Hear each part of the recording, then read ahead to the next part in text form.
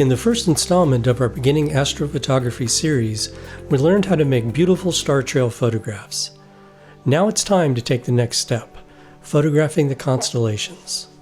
We will learn the techniques used to record thousands of pinpoint stars in a single frame, all with nothing more than a camera, tripod, and free software. For this lesson, we'll be photographing the constellation of Orion, the king of the winter skies. If you're following this guide during the summer, then the constellation of Cygnus will also be a great substitute. When making star trails, the Earth's rotation was your friend. Now it's a problem. The solution will be to take a lot of single short exposures to freeze the motion. The images will be combined later in a process called stacking. Any camera will work as long as it's capable of working in manual mode where you can set aperture, shutter speed, and focus. A self-timer mode or remote release will also be helpful to reduce vibrations. Lens choice is simple. The focal length could be anything from wide to slightly telephoto, and the f-stop should be as fast as possible. In other words, f2.8 is better than f4.0. Recommended ISO settings would be 1600 for most cameras, but feel free to experiment with this. Once your camera is set up, you'll need to accurately set it to infinity focus. Autofocus will not work for this.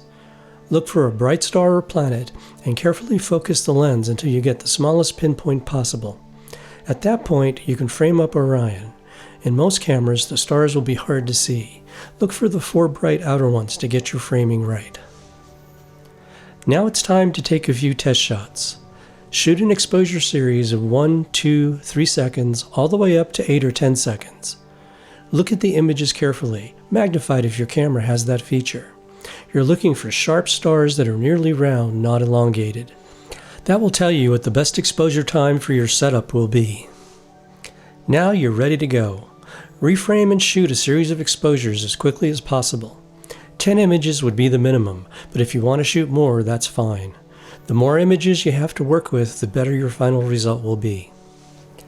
Now that you have your data, it's time to start processing. Download your images to your computer and load up your favorite image stacking software. A list of recommended software will be provided at the end of the video.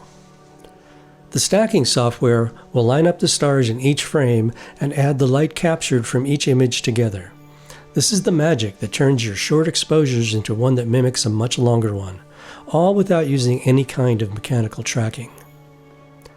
Once you have your final stacked frame, it might not look perfect, but the information is there.